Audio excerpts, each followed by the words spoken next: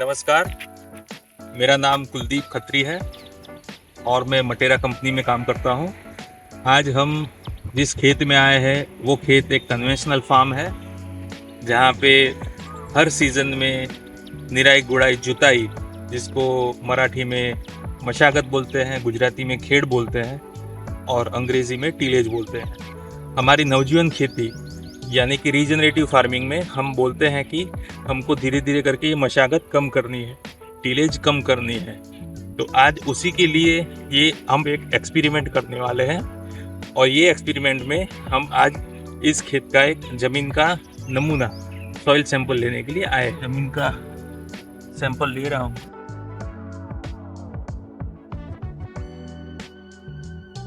ये जो खेत है, जिस खेत में हम खड़े हैं, इस खेत में हमने पिछले 5 सालों में एक भी निराई गुड़ाई जुताई का काम नहीं किया है। मतलब कि यहाँ कोई भी प्रकार की मशागत पिछले 5 सालों में नहीं हुई है। यहाँ पे ना ट्रैक्टर आया है, ना और कोई मशीन आया है। यहाँ पे पिछले 5 सालों से फुल नो टिलेज फार्मिंग, मतलब कि नवजीवन खेती का एक महत्वपूर्ण सिद्धांत जो है उसको अपनाया जा रहा है। तो आज हम इस ज़मीन का भी सॉइल सैंपल लेंगे।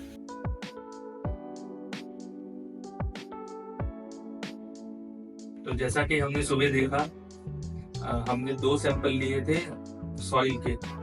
जैसे आप इसमें देख पा रहे हो, ये वाला जो सॉइल सैंपल है वो है नो टिल सॉइल सैंपल, जो कि जिस खेत को हमने पिछले 5 सालों में निराई गुड़ाई जुताई या फिर मशागत या टिलेज नहीं किया है। और ये वाला जो सॉइल सैंपल है जो आप देख पा रहे हो, ये सॉइल सैंपल है कन्वेंशनल फार्म का, जिसमें हमने रेगुलर निराई गुड़ाई जुताई और मशागत की है।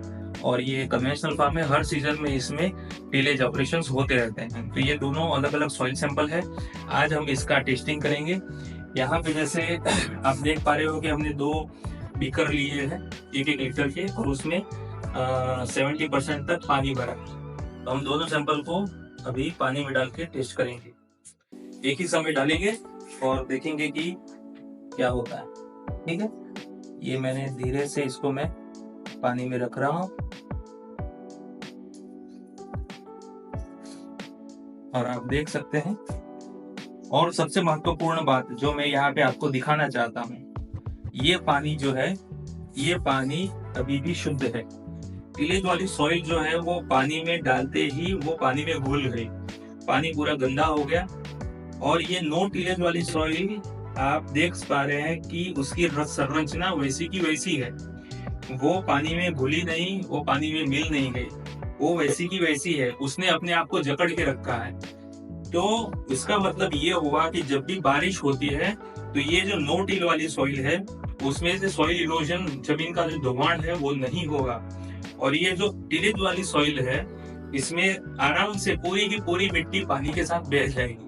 तो एक स्टडी के मुताबिक ये साबित हुआ है कि रेनी सीजन में 1 हेक्टेयर से सरेराश एवरेज 15 टन मिट्टी का सॉइल इरोजन हो जाता है। 15 टन मिट्टी 1 हेक्टेयर से आपके खेत से निकल जाती है।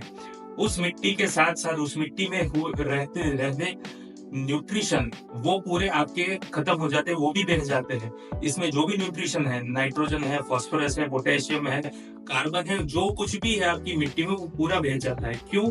क्योंकि आप हमेशा टिलेज करते रहते हो हर सीजन में, और सीजन के बीच में भी आप टिलेज करते रहते हो। तो मिट्टी की संरचना बिगड़ते रहती है और वो पानी के साथ बह जाती है। जबकि नो टिल वाली सॉइल में ऐसी कोई प्रॉब्लम आती नहीं है। तो मैं आपको रिकमेंड करूंगा कि आप सिर्फ नो टिल ही अपनाएं। धन्यवाद।